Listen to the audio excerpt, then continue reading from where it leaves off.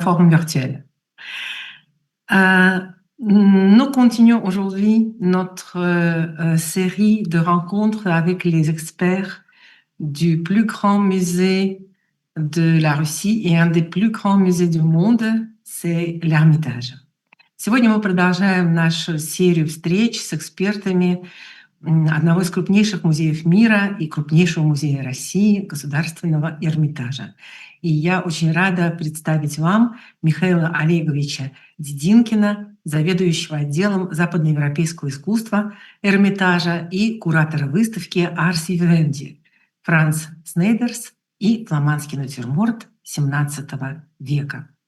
Et je suis très honorée et je vous présente avec plaisir notre expert d'aujourd'hui, Monsieur Mikhail Didinkin, est le chef du département de l'art de l'Europe occidentale à l'Ermitage. Il est curateur de l'exposition Ars Vivendi, Franz Sneijder et la nature morte flamande du XVIIe siècle. Добрый вечер, Михаил Олегович. Спасибо, что вы с нами. Здравствуйте. Oui, bonjour. Voilà. Donc, les présentations sont faites. Je vous rappelle que notre soirée aujourd'hui se déroule en deux langues, en français et en russe. Maintenant, je vais passer la parole à notre interprète qui va nous aider. Et si vous voulez nous suivre en français, il vous faut cliquer sur l'icône du globe en bas à droite de votre écran и choisir la piste française. Я всем напоминаю, что сегодняшний вечер у нас идет на двух языках, на русском с синхронным переводом на французском. И сейчас я уступлю французскую дорожку нашему переводчику, нашей переводчице, которую я тоже хочу поприветствовать. Для того, чтобы продолжать слушать нас по-русски, необходимо нажать на иконку с изображением глобуса внизу справа вашего экрана и выбрать русский язык. Или французский, если вам так более интересно. Сейчас мы посмотрим видео. Donc maintenant, on va visionner une vidéo de l'excursion et ensuite Mikhail Olegovich va nous parler de cette vidéo, il va faire des commentaires et il va répondre à ces questions. Notre visite guidée vidéo et après, Monsieur Didinkin va nous donner des commentaires et répondre à nos questions. Не забывайте, что для того, чтобы задать вопрос, можно написать нам в чат, можно поднять руку и задать вопрос голосом, и можно сделать также комментарий. Pour poser votre question, vous pouvez utiliser le chat, donc la poser par écrit. Vous pouvez lever la main, il y a une petite icône avec la main aussi en bas de votre écran, et vous pouvez aussi faire des commentaires. А сейчас я уступаю место замечательному визиту по фламандской живописи XVII века и Францу Снайдерсу. Вот та выставка, о которой... Donc maintenant, on va faire notre exposition. Le mot à cette exposition consacrée à Franz Sneijder et la flamande du XVIIe siècle. Merci.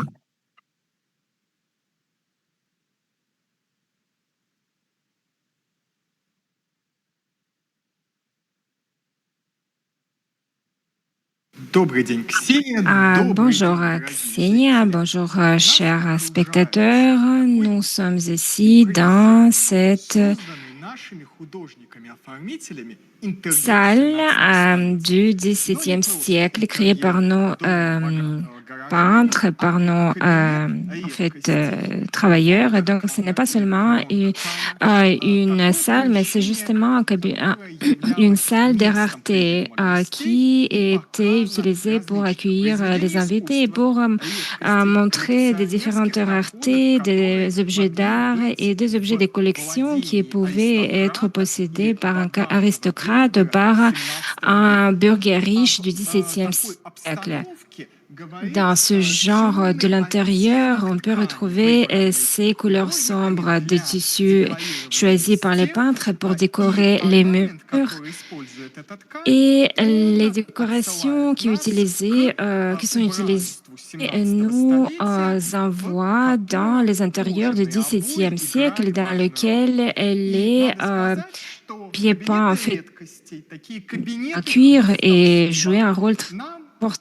On peut dire que ce genre de salle de 26 était assez connu selon les ressources. Par exemple, les peintures des peintres d'Anvers du XVIIe siècle qui montrent des collections différentes, des maisons riches, des salles des arts et de peinture. Et également, il y a des inventaires. Et nous, les historiens, les chercheurs, avec un grand plaisir, consultons ces documents. Nous étudions les péripéties différentes de la vie des personnes qui sont depuis longtemps parties, comme par exemple l'inventaire de Manuel Humanes, d'un commerçant portugais qui faisait son commerce pendant la première moitié du XVIIe siècle. Et dans cette liste d'inventaire, on peut comprendre il possédait combien de plats possédait quelle peinture il collectionnait, dans quels endroits il exposait ces objets. Et je voudrais qu'on regarde certains objets d'art que nous avons mis ici dans cette salle des raretés improvisées. Donc, la première peinture, c'est la peinture de Paul de Vos, qui est un des contemporains de Snyder. C'est justement, il est le membre de sa famille. Snyder a été marié à Margaret de Vos et Madame de Vos avait deux frères. C'était Cornelis, qui était un portraitiste et qui également rajoutait des personnages dans les compositions d'autres peintres et également qui créait les portraits lui-même. Et vous pouvez voir ces œuvres d'art dans l'exposition permanente de l'Ermitage. Et le deuxième frère, c'est Paul, qui a fait ses études chez Snyder et qui a créé des compositions qui rappelaient les travaux de son frère. Mais les amants de Snyder, c'est pas de Vos, pouvaient être séparés par leur tempérament, par leur fleur en fait artistique était différente. Snyder a visité l'Italie, Milan et Rome et revient de cette ère du Sud, mais cette note italienne et la création de Caravaggio va laisser un impact important dans sa création, cette sensation d'une unité de composition qui va garder dans toutes ses œuvres.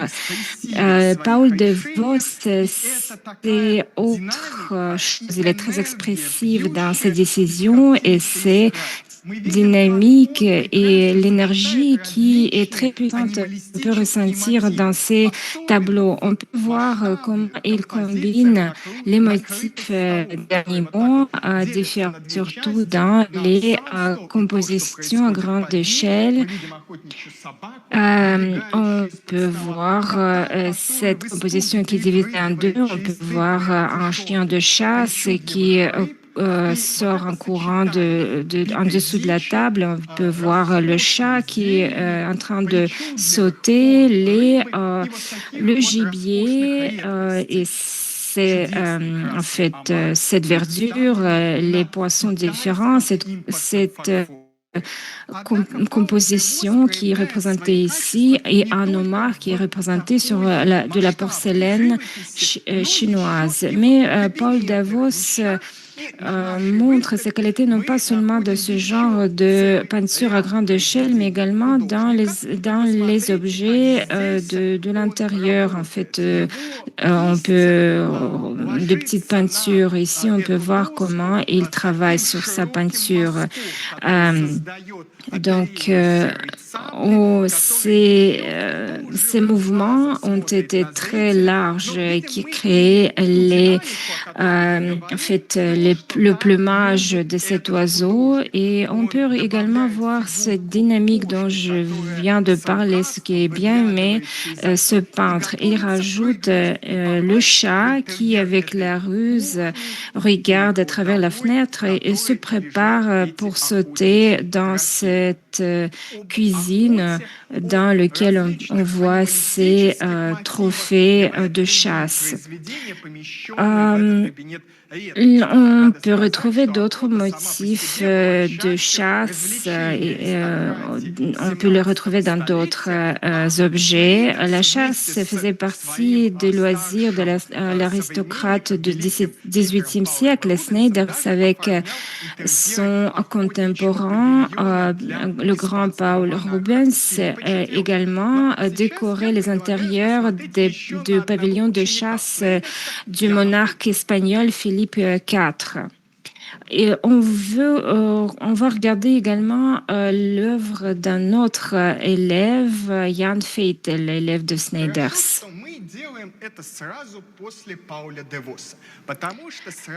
Il est bien qu'on peut le faire tout de suite après Paul de Vos, parce que la comparaison de ces deux après nous montre à quel point les plats sont différents qu'on peut retrouver dans ces compositions. Nous avons De Vos avec son expression, avec ses larges mouvements, et nous avons fait le maître de la nature morte qui compose ses peintures sur les plus petites nuances de lumière et l'ombre dans ce mouvement différent qui crée cet hymne à la nature vivante et la nature morte. Fade sera très populaire en Europe après avoir quitté Sneijder va trouver les donneurs d'ordre en France, en Italie. Il va faire partie en Italie du groupe des peintres qui s'appelait à cette époque-là des oiseaux migrateurs. Ce groupe, normalement, donnait aux membres de ce groupe certains noms. Et Fade, a priori, a été appelé le bouvreuil, comme on voit autant de ces oiseaux sur ces tableaux. Nous savons que David de Koning a été appelé Pramalar, c'est-à-dire soit cela signifiait le lapin, parce que souvent il dessinait des lapins, soit Anouché, parce que il était très bavard, très bruyant comme personne. Et également, non pas seulement les peintures on pouvait retrouver dans ces salles de rareté. On peut ici retrouver des coquilles de corail et également des objets d'art appliqués. Et souvent, ce genre de collection était conservé dans des meubles spécialement conçus pour eux. Donc, regardons ce meuble formidable.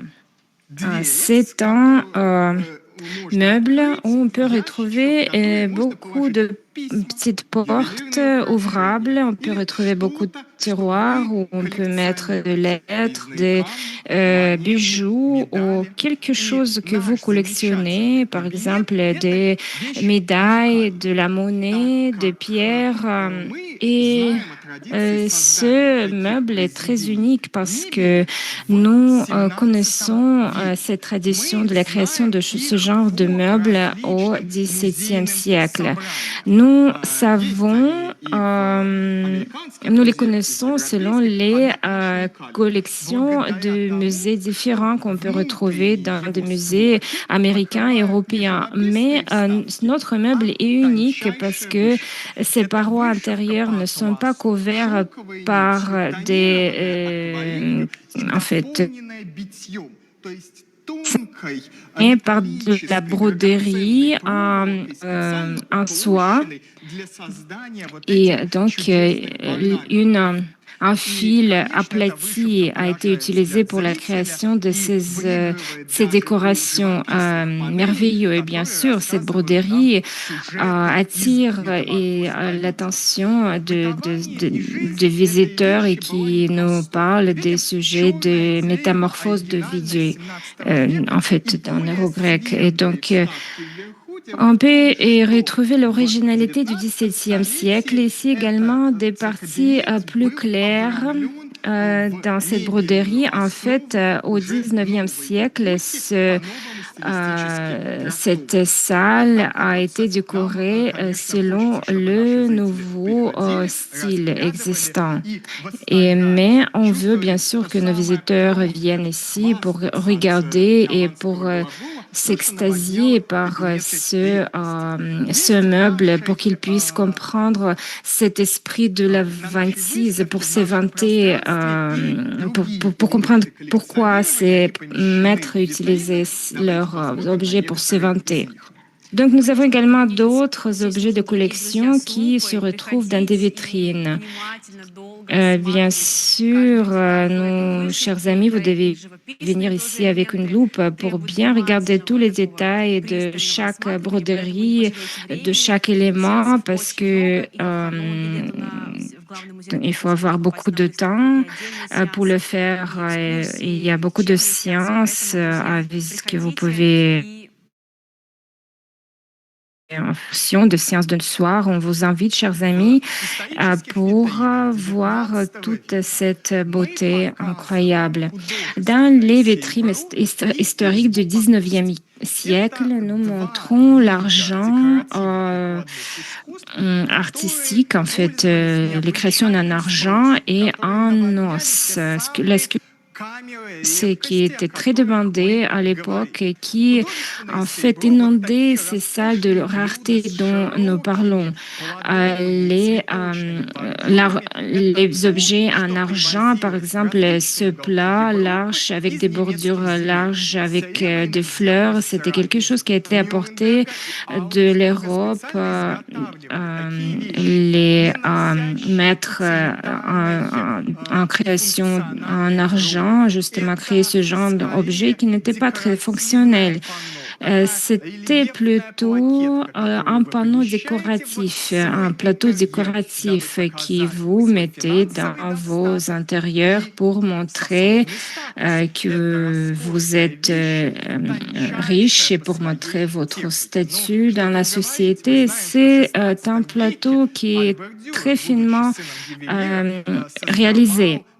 Albert Dürer, au XVIIe siècle, est créé pour des joailliers des projets différents, y compris les projets de coupe.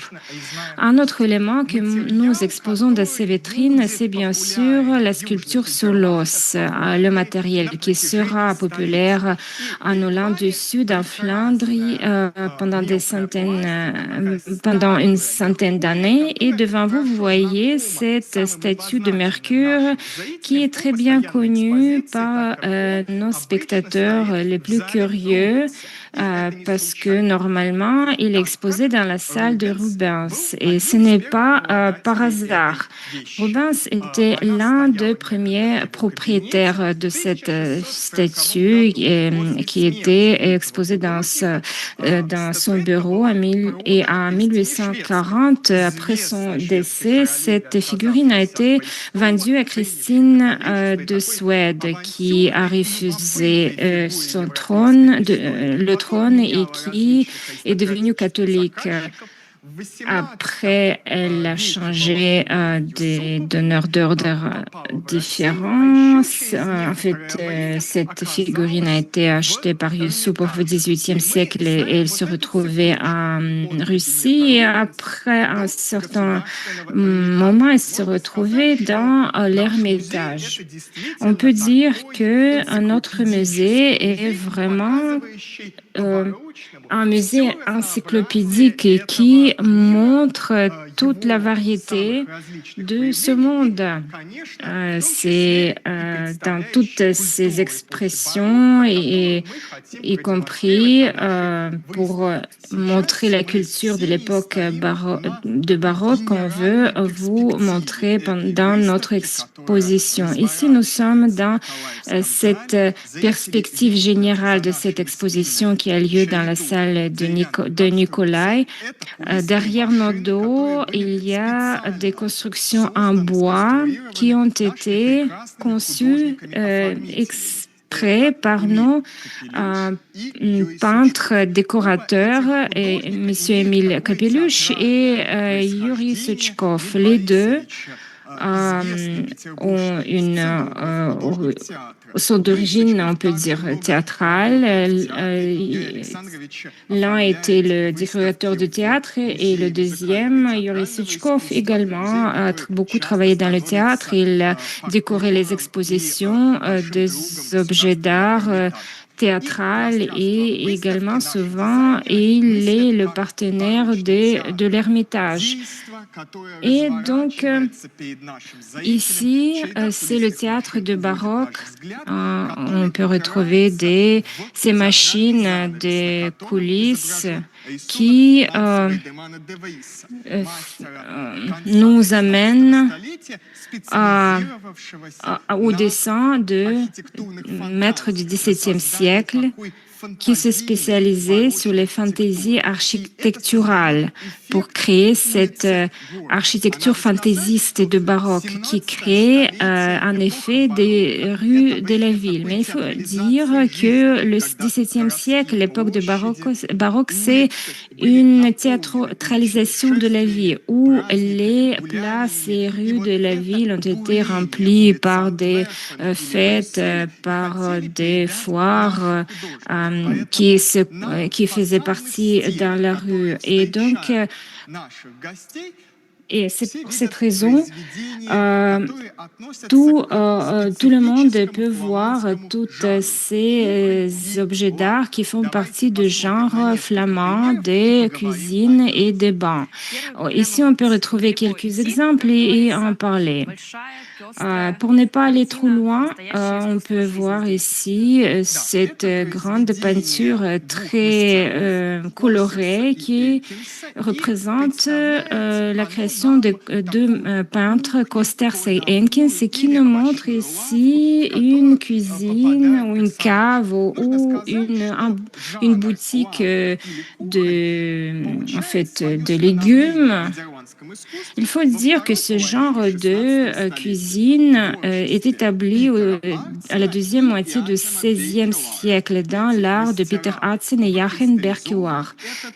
Ces maîtres cristallisent ce sous-genre spécifique, et pendant le temps de Franz Sneijder, il vraiment retrouve sa culmination. Et justement, alors que la structure des genres des arts européens n'était pas complètement établie. Et la cuisine et les bains, c'est une hybride qui combine la peinture quotidienne et la nature morte. Et souvent, les peintres unis à un sujet parfois comique et intéressant avec la beauté du monde immortel, éternel, avec ces beautés de la nature. Ici, nous voyons la même approche. Un peintre dessine les dames, ces deux dames, et l'une est la maîtresse, la deuxième qui arrive dans ces intérieurs. Et Bakers crée ici ses légumes, ses fruits et différents ustensiles de cuisine. Et ici, c'est une scène comique. Une dame riche qui est enceinte arrive dans cet endroit et elle est capricieuse parce qu'il n'aime pas ces produits qu'on lui propose, ces friandises, et ce genre de histoires ne sont pas rares. On peut retrouver le même sujet dans la boutique de fruits de Franz Schneiders, par exemple. Peut-être on peut voir maintenant cette peinture qui représente cette boutique de légumes et de fruits. En créant notre exposition, nous avons essayé vraiment avec beaucoup d'attention expliquer les éléments importants et on a essayé de ne pas les déplacer, ces objets. Mais j'ai compris que les bancs font partie également de cette exposition, mais ils ne sont pas ici exposés dans la salle de Nicolas. Oui, en effet, c'est la chaîne très importante de Schneiders en Russie. Et c'est quelque chose dont notre collection est riche et c'est quelque chose que nous exposons pendant l'exposition. Et dans le catalogue, vous pouvez trouver le texte de Nathalie Grissé, la chercheuse qui a décrit l'histoire et les sujets liés de Franz Schneiders à ces sujets. Cette ironie dans le sujet, on peut la retrouver assez souvent. Et si on ouvre la biographie de Jan Davids de Hem, qui a été écrit par Cornelis de Pied, on peut trouver quelques lignes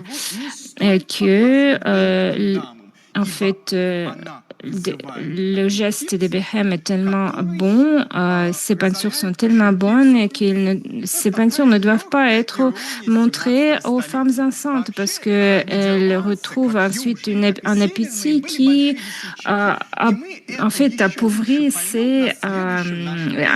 leur...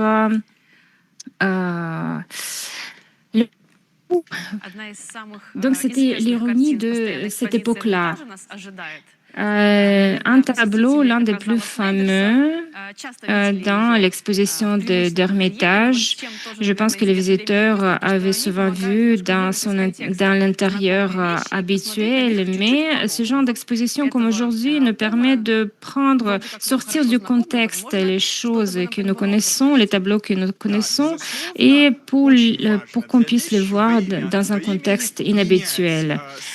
Bien sûr, il est très important pour un objet de changer son emplacement pour qu'on puisse retrouver dans une nouvelle lumière et retrouver de nouveaux éléments. Et c'est une peinture qui a été achetée par Ekaterina de la collection de Gatskovski. Cette peinture a été achetée dans les années 60. Et donc, Franz Schneiders ici a peint la partie des animaux et de la nature morte. Et Jan Burskors, l'élève de Rubens, rajoute ce personnage expressif du chef cuisinier. Il faut dire que le chef cuisinier, souvent, est un personnage humoristique, comique, pas très stable émotionnellement, et on peut retrouver les chefs cuisiniers dans les Klucht. Ce sont les pièces pour le théâtre populaire, quelque chose que les Néerlandais en fait exposé et préparé comme performance pendant les fêtes et les kermesses différentes, mais également dans les collections anecdotiques. Pourquoi? Parce que au XVIIe siècle, c'est la femme qui en fait, qui est la maîtresse de la maison, et les chefs, on peut retrouver dans les tavernes, dans les endroits un peu douteux du point de vue du moral. Donc, les endroits de débauche. Et pour cette raison, les chefs cuisiniers dans cette littérature humoristique deviennent des aventuriers, des menteurs, ceux qui aiment bien manger. Et Souvent, euh, euh, on a une attitude ironique envers ces chefs cuisiniers. Il y a un autre effet comique dans cette peinture. Vous pouvez voir comment ce chat essaie de, voler cet oiseau qui est trop gros pour lui. Et dans un autre tableau peut être retrouvé dans un musée anglais où une dame a des fruits devant elle sur la table et un petit garçon essaie de lui voler ses fruits. Donc il y a ce lien entre ces deux tableaux qui suscite un sourire de notre part. Donc, on est comme dans une ville flamande qui nous invite à faire des balades. Et d'ailleurs, on a déjà dit pendant nos séances précédentes, on arrête la musique, mais il y a une musique spécifique qui a été créée pour cette exposition pour que les visiteurs puissent vraiment bien ressentir l'ambiance de la ville de cette époque, quelques parties de discussion, des extraits de discussion entre les passants. Et ici, on retrouve cette vitrine avec Nautilus. Au centre, dans le centre de la salle de Nikolai, on retrouve cette vitrine historique en forme de pyramide du 19e siècle où on retrouve une coupe qui, à la base, a une coquille de Nautilus qui est l'un des éléments de la ville de luxe, de cette collection, de cette activité de collection. Donc, c'est une pièce qui a été faite par les maîtres sur le travail, sur l'argent allemand, et on peut retrouver ici cette statue également qui crée c'est la gloire de ces joailliers de l'époque. Bien sûr, ces décorations arrivent pour qu'on puisse les voir ici dans cette exposition. Donc, je voudrais vous rappeler également que si vous avez des questions à votre présentateur, vous pouvez les laisser dans vos commentaires. Maintenant, nous retrouvons ces tableaux avec des fleurs, des jardins. Dans ce cas, ces fleurs jouent un rôle complètement différent. Ce n'est pas une composition décorative qui apparaît quelque part dans un coin éloigné d'un jardin. Ce sont des guirlandes qui contournent des sujets sacrés. La tradition de la création des guirlandes en fleurs et des guirlandes avec des fruits qui on met dans les tableaux des peintres ont une origine contre-informationnelle. Il faut dire que les Pays-Bas du Nord se sont séparés des Pays-Bas du Sud qui sont restés dans le royaume de l'Espagne et c'était les Habsbourg qui en fait dirigeaient cette idée. Les autorités catholiques et le pape, avec beaucoup d'attention, suivi ce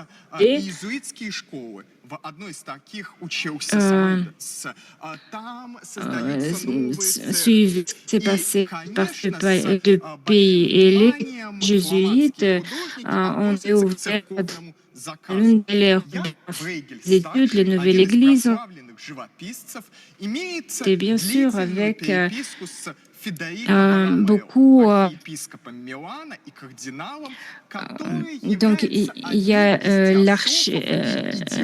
le cardinal de Milan faisait partie des idéologues, ce qu'on appelle образ, помещаемый на картину, которая потом C'est предназначается для сакрального пространства, должен быть понятен человеку без знания священного писания. Это такие сюжеты и образы l'image наших душ. qu'on, Младенец Иоанн и Христос.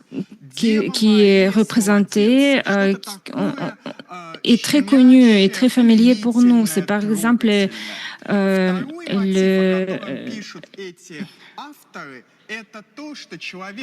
par exemple le bébé saint, la Vierge Marie.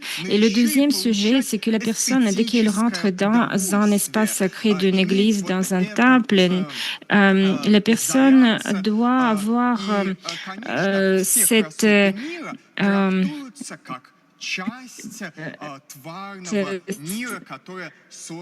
c'est avoir le plaisir esthétique. Et bien sûr, toutes les beautés du monde sont créées par le Dieu. Et ce genre de compositions ont une origine proprement baroque. Ici, on peut retrouver les fleurs blanches qui pour confirmer les mots de l'abbé Bernard de Clairvaux, qui nous parle de la propreté de la Vierge Marie. Et ces fleurs rouges, et c'est en fait ces épines,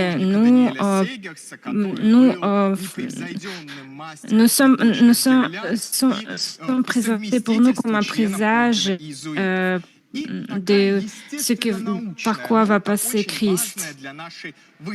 Et bien sûr, cette note scientifique qui est très importante pour notre exposition, quand dans un tableau, on peut retrouver les fleurs différentes d'origines différentes, comme par exemple ici sur Vierge Marie, dans cette guirlande, on voit cette fleur orange, grosse fleur orange, qui arrive en Europe seulement à la fin du XVIe siècle de l'Orient proche. C'est une fleur très exotique qui, bien sûr, attire l'attention des grands collectionneurs qui, par exemple, font pousser ou cultiver ces plantes rares dans leur collection. Bien sûr, l'exotisme est quelque chose de très important de cette exposition dont on va parler plus tard ou dans d'autres vidéos.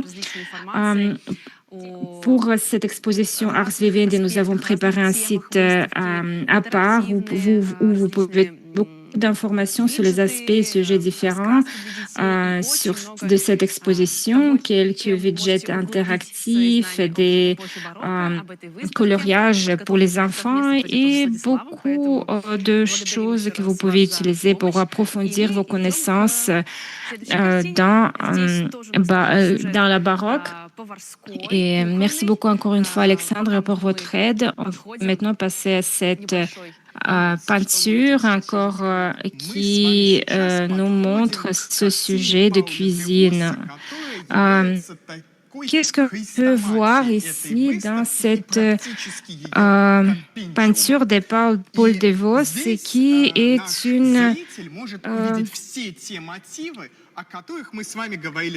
collection de cette exposition. Et ici, on peut retrouver beaucoup de ces motifs dont on a parlé avant. Donc, c'est le gibier, les fruits qui remplissent ce panier et ce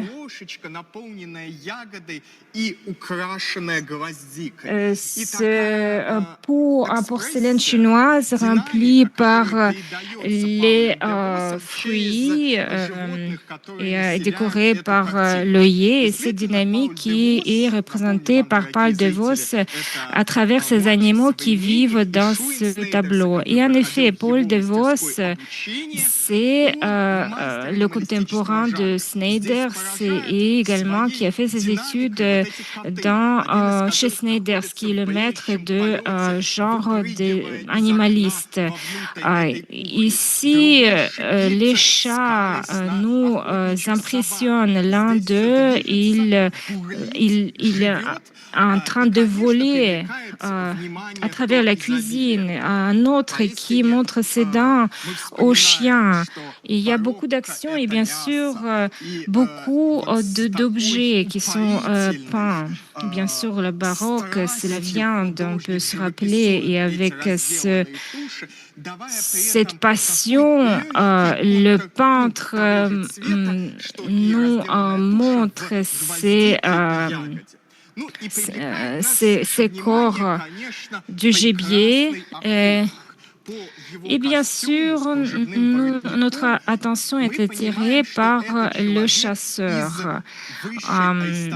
On comprend selon son costume, avec son col en dentelle, que cette personne fait partie des aristocrates qui peut se permettre la chasse avec un faucon.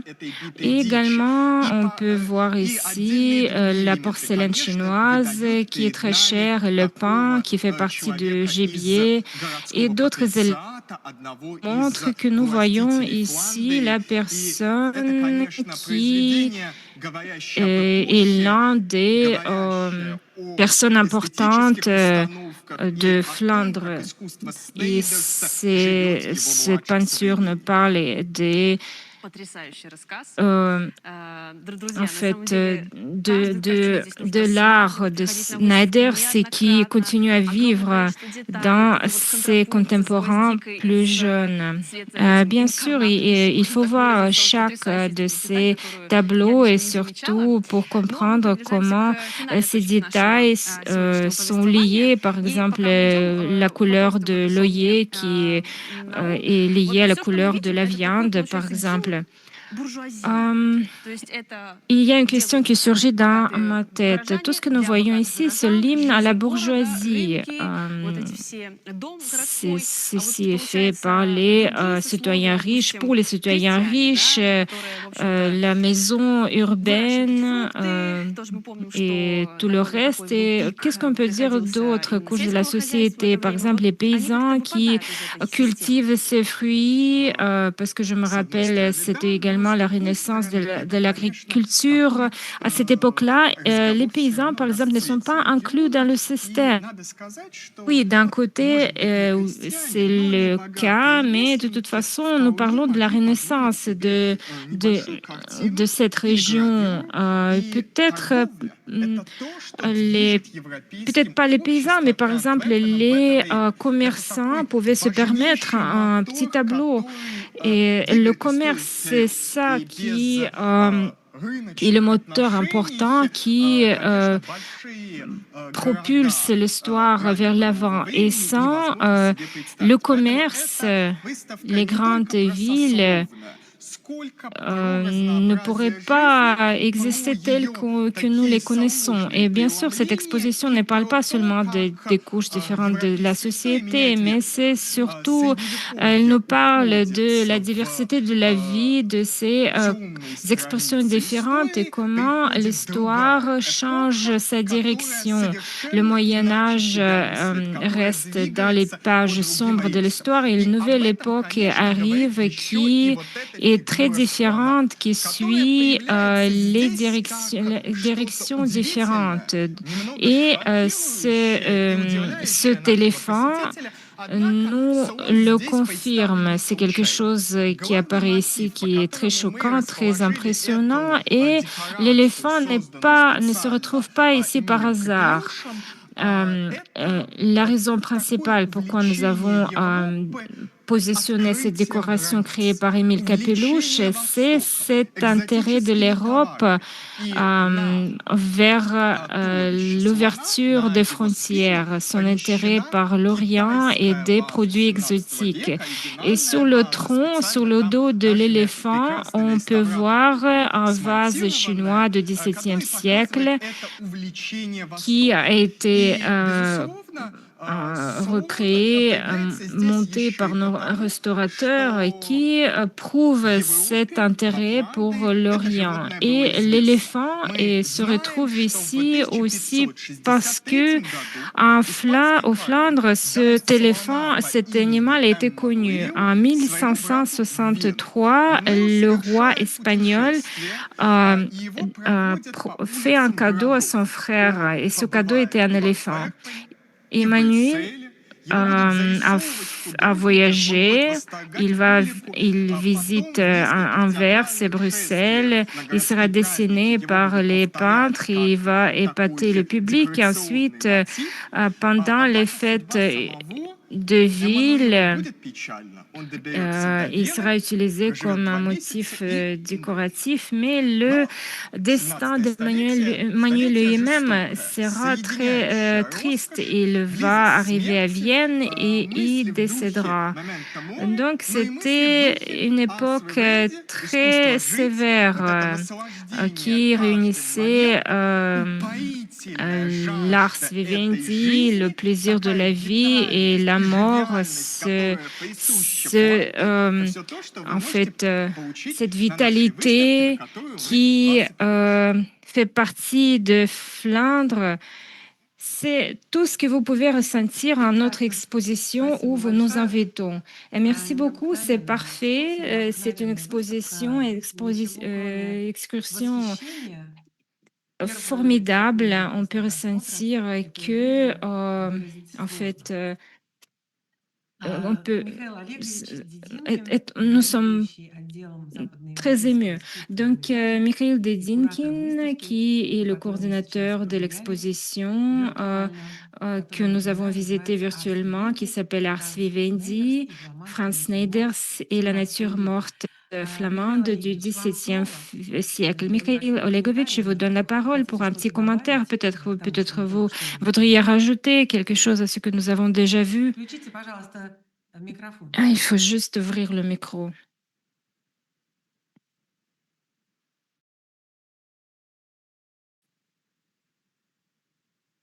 Так, мы потеряли Михаила Олеговича, но я думаю, что сейчас все обратно появится. Il y a quelques petits problèmes techniques. Nous avons perdu Mikhail Olegovitch. Je pense qu'on va le retrouver très bientôt. Donc, est-ce que vous me voyez et vous m'entendez? Oui, très bien. Cette exposition a été la plus réussie en Russie l'année dernière. Et nous avons reçu tous les prix nationaux comme la meilleure exposition de l'année. Et pendant en fait, cette exposition, Émile Kapelouche a bien exprimé l'esprit de cette exposition, qui a dit que le plus grave dans un musée, c'est les passeurs qui traversent le musée, parce que le musée doit faire en sorte que les visiteurs s'arrêtent devant un objet d'art. Et l'Ermitage, c'est un musée comme par exemple le Louvre où il y a des millions de visiteurs qui vont le visiter. Il est très important de faire en sorte que les visiteurs puissent s'arrêter et puissent regarder ces objets d'art. Et nous avons fait en sorte pour que ces décorations de baroque soient créées qui puissent ces décorations choquer tous les visiteurs. Nous avons créé cette perspective à la base qui avait ce petit dessin architectural d'environ 10 cm qui a été recréé dans une décoration énorme qui nous rappelle des coulisses de théâtre et en même temps,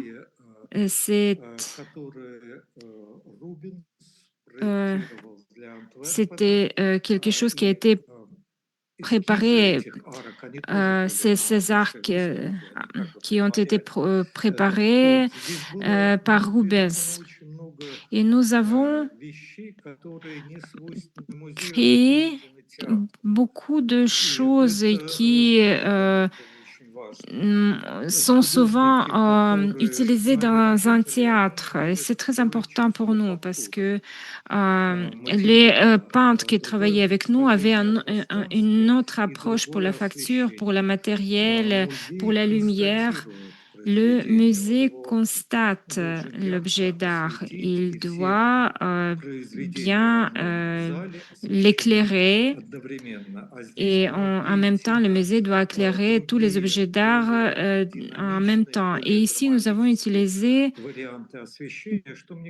de différentes, plus dramatiques, plus dynamiques, qui étaient, à mon avis, très intéressant et tout le monde a ressenti ce choc. Et, et il y a également les personnes qui ont considéré que ce genre de décoration était un peu trop. L'Ermitage d'État et toutes les personnes qui nous ont aidés dans l'organisation de cette réunion. C'était une soirée dans le cadre des soirées d'Ermitage online dans la Maison Russe à Bruxelles. Et je voudrais également remercier vous, Mikhail Olegovitch, et vos collègues qui ont préparé cette vidéo merveilleuse. Et je voudrais vous remercier de tout mon cœur pour ce produit formidable, art produit, et pour ce plaisir esthétique que nous avons tous ressenti aujourd'hui grâce à vous et grâce à votre travail merveilleux. Merci beaucoup pour votre attention. Merci. Merci à tous. Suivez nos annonces. Le mois prochain, nous allons organiser une autre réunion, une autre conférence avec l'Ermitage. Donc, je vous souhaite une bonne soirée et à bientôt sur la plateforme virtuelle des Maisons Russes. Merci.